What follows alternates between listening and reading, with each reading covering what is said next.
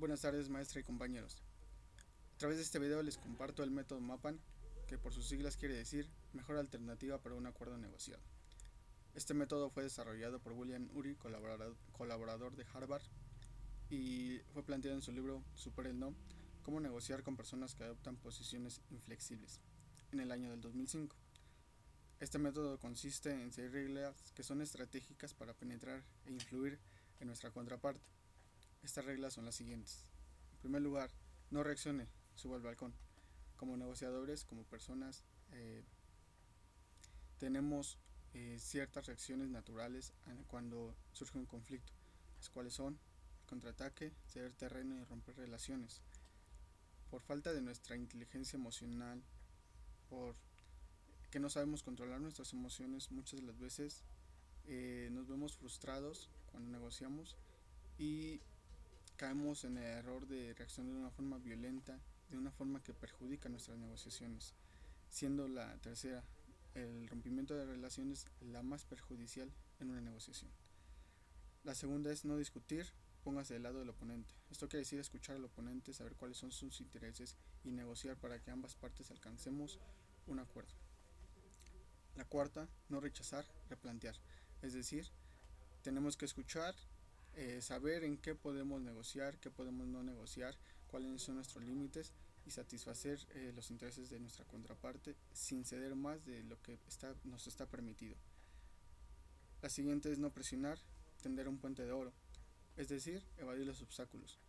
No quiere decir con que no puedo, hasta ahí, sino seguir trabajando, saber cuáles no son nuestras alternativas, construir un puente para que ambos podamos trabajar y lograr nuestros propios intereses y sus intereses, por supuesto. La siguiente y última es no atacar, utilizar el poder para educar, es decir, tenemos que influir en nuestra contraparte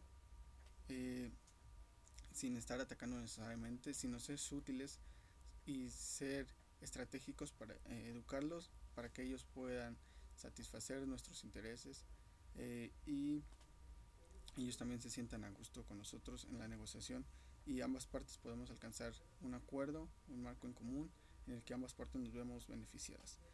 Las claves del método MAPAN son las siguientes. Tenemos que estar trabajando como negociadores y saber qué ocurrirá si no se llega a un acuerdo en la negociación, es decir, cuáles son las consecuencias de que no tengamos una buena negociación. La siguiente es inventar una lista de acciones posibles al llegar al acuerdo. La siguiente, mejorar las ideas prometedoras y convertirlas en alternativas prácticas, es decir, tal vez hay ideas en el aire volando que pueden ser importantes y determinantes en la negociación. Por ello es que tenemos que aterrizarlas, esas ideas, pulirlas, desarrollarlas mejor e implementarlas, llevarlas a la práctica para alcanzar un acuerdo con nuestra contraparte. De esas ideas, de esas alternativas, tenemos que seleccionarla mejor y llevarla a la práctica, pulirla, trabajarla bien, estudiarla y desarrollarla. Siguiente es no subestimar el propio poder de la negociación. Es decir, como negociadores no tenemos que hacernos menos, no tenemos que achicarnos, tenemos que tener esa cierta autoestima, ese positivismo de que podemos y vamos a negociar bien. La siguiente, estudiar el mapa de la contraparte. Es muy importante, como lo hemos visto a través de todo el proceso de negociación, estudiar a nuestra contraparte, saber qué es lo que quiere, sus intereses, saber cuáles son sus objetivos, saber cómo son que trabajan, cómo es su estilo de negociación. ¿Para qué?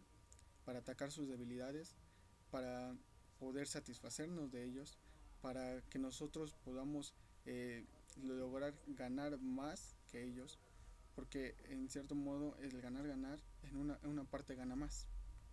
Entonces nosotros tenemos que ser esa parte que gane más siempre. Y la última es no confundir el mapa con el límite inferior. Esto quiere decir, se trata de escoger la mejor alternativa, pero tenemos que tener un límite bien establecido y no ceder más de la cuenta. Es decir, como negociadores no tenemos que poner en riesgo a nuestra organización, la persona, a la empresa que representamos, sino tenemos que establecer límites claros, pero ceder un poco si así lo requiere nuestra negociación.